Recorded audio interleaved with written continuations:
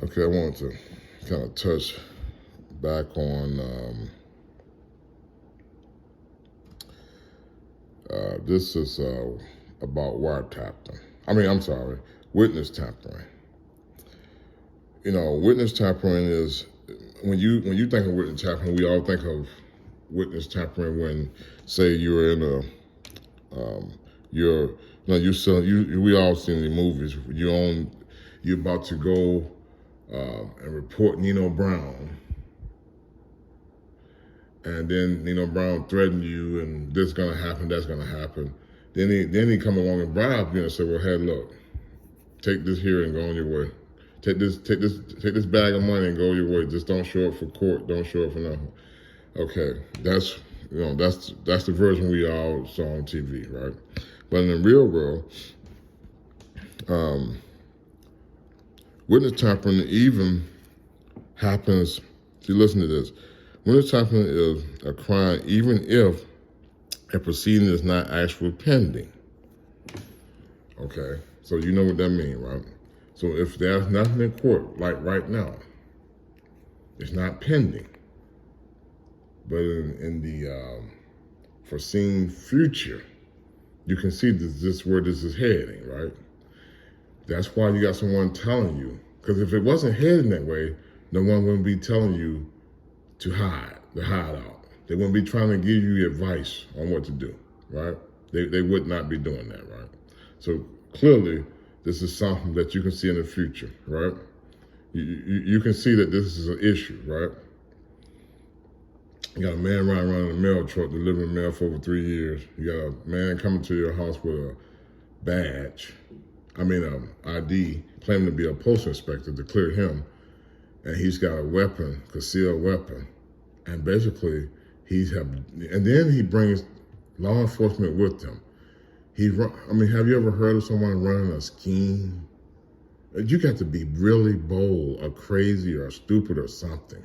I don't know what you want to call it, but you got to be something. It's not normal. Okay, it's not in a normal. It's not a normal way, right, to do such a thing. That you're gonna do a scheme, and then and part of your scheme you're gonna have but this is something you see on TV, right? You see this in the movies, but you don't see this in real life. You're gonna do a scheme, and then you're gonna call the police to the scene of the crime with you. They got body cams. We got our iPhones out. We got video cameras all around the house recording you. So you know you've been recorded. The police got body cams. When you contact the police to get them to, I need a couple of cops to follow me. I'm going to present this ID to the Matthews. I'm a U.S. Postal Inspector. My name is such and such. Clearly, someone gave approval for that to happen, right? But clearly they didn't verify it, right? They just took the word of this person, right? Because other than that, if they would have been verified, they would have been identified as a fraud, right? So, but they had a badge or an ID on with a real postal inspector name. So, in other words, the police themselves was duped, basically entrapped. We were entrapped because here we are now. We're basically summoned at our own property to listen to this man try to run a game on us. He's trying to tell us that this man that he's here with, he's running the con game with as well. That just minutes before he showed up at our house, we could see on his iPhone, he took a picture of this guy, ID, but it's a different ID, not the ID that he had on initially. Initially, he had an ID of a white man from Gaithersburg, Maryland. Now he got an ID on of a black man, of him, a picture of him, but the pictures have been lightened up, right? To almost he's like powder, right? He's not even, he's so light that he don't have no color to him, right? So, and the ID is from Atlanta. Say Atlanta on the front, which the ID before didn't say anything on the front. It was scratched out. And on the back it said Gaithersburg, Maryland. This is where his office is. That's where he located. That's where he works. But now the man shows up and tells us that the reason the ID say Maryland on the back is because all postal IDs, because the headquarters is in Gaithersburg, and that's how the IDs show. It shows that's the headquarters, and that's all headquarters. All IDs are going to say Gaithersburg, Maryland on the back. So, of course, this guy was totally crazy when he was telling us that, right? Of course, we knew he was bogus right there at that moment, right? But anyway, he convinced the police. I talked about entrapment. Meaning that either someone fool you that they're law enforcement, because you can't be entrapped based on someone off the streets, right? Telling you to do a scheme and you do it. That's not entrapment. That's a choice. That's called you made a choice. Entrapment is when someone is a law enforcement and they got you in the mess. But see, this person we're talking about is pretend to be law enforcement, and they've done a good job at it. No, it's like this guy. Think about how this guy just convinced Cobb County Police to show up. Just imagine what he did. So you can imagine what this person is doing out here. They're going to provide you with emails, phone numbers, someone you can call, be their supervisor, the whole nine. Probably even a social media page you can go and look at them, right? And if you're like me, they even offered me over the phone to know that they're real. They offered to show me and my wife a badge of an OIG officer on FaceTime. So you probably been showed a badge on FaceTime as well, right? And so they've done a hell of a job in making themselves be this agent, right? But at some point, you have come to realize that this is not real. That's what entrapment is now. Now it's time to go and say, hey, look, I've been tricked and fooled. This person is a con, and that's all I know, right?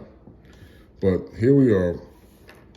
Now, like I said, we're talking about witness tampering. That's where we're working our way up to now. Now, if a person is trying to intimidate you, trying to bribe you, trying to make you feel like, well, I fooled you, yes, but you did it anyway. And you took the money, you took gifts, so now you're in trouble. So the best thing for you to do is be quiet, keep your mouth shut, or else you're gonna be going to prison. And you see what we're doing to the Matthews. We will do it to you and your whole family. We'll frame you. So I don't think that you want to be saying anything. If a person is treating you that way and talking to you that way and are making you feel that way, even with a smile and a gift, a person can let you know with a smile that, hey, we will get you. If you feel that way, then you are entrapped and you've been witness tampering the whole nine. You have to go to the authorities. You have to protect yourself.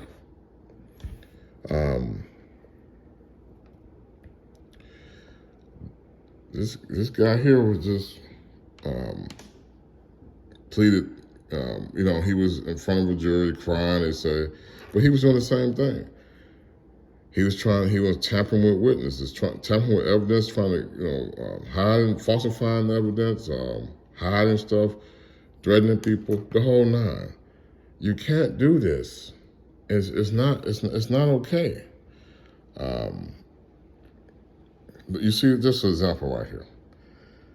You see this vehicle. Let me show you just last night here. I'm sure how crazy it is. This is what you call witness tampering.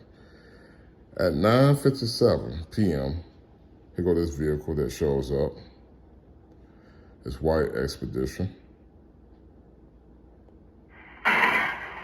They ride around. That's at 9:57. Then they come back at 12:22. Then they come back at 2:29. Then another vehicle come back at, I want to say 5:17 or something like that. So that's what I'm saying. Witness tampering. If you are a victim, you have no other choice but to go and contact the authorities. Like I said, this is one of the people that has been threatened. Let me just let you hear how this person, what they said about the person that's making threats to them. This is someone who have identified and contacted me and told me. That's what this conversation is. This person's telling me, this person out here harassing me. Listen to this. I care whatever band she put. I can care less about some business deal. I know she got a lot of business deals she involved in. She got a lot of business deals that she involved in. Well, it sounds like she's a fraud. And she is a fraud. You see that? So she sounds like she's a fraud. So clearly he know, right? Right? Clearly he know. Clearly he know. But I can't reach him now. You know why? Because the person have took over his phone. I don't know how he don't know, but the person have took over his phone. I cannot reach him. If I try to reach him, it's the spoofer that's responding back to me. So you see, you're going to have to go to the authorities. Please protect yourself and go to the authorities. Thanks.